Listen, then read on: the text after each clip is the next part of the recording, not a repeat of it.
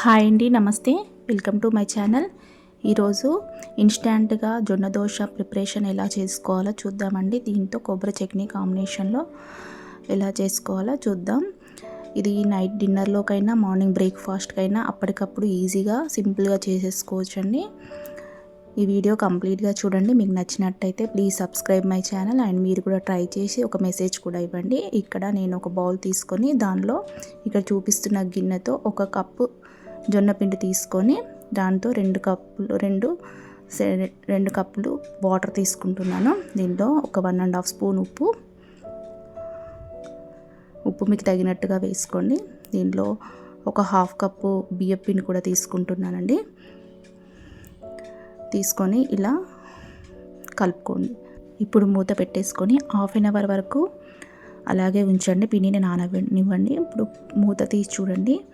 దీంట్లో క్యారెట్ తురుము, సన్నగా తరిగిన ఉల్లిపాయ, మీకు ఇష్టమైతే కొత్తిమీర కూడా వేసుకోండి. ఇవన్నీ వేసుకొని పిండి ఈ విధంగా ఉండేటట్టు కలుపుకోండి. వీడియోలో చూపించిన విధంగా ఈ విధంగా పిండి ఉండేటట్టు కలుపుకోండి. ఇప్పుడు దీంట్లో ఒక 1/2 స్పూను జీలకర్ర పొడి కూడా వేసుకోండి.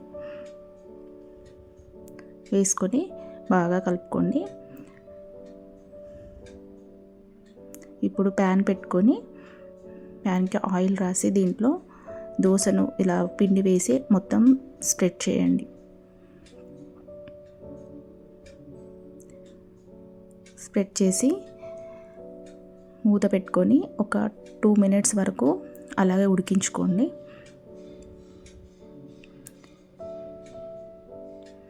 ఇప్పుడు మూత తీసి చూడండి.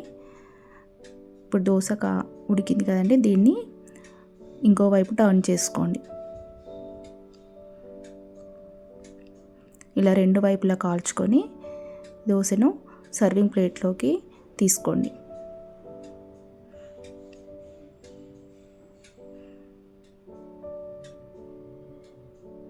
ఇలా మిగతా దోశలన్నీ కూడా వేసుకోండి. ఇప్పుడు మనం కొబ్బరి చట్నీ ప్రిపరేషన్ చూద్దామండి. ఒక ప్యాన్ తీసుకొని దాంట్లో ఒక 1 స్పూన్ ఆయిల్ వేయండి.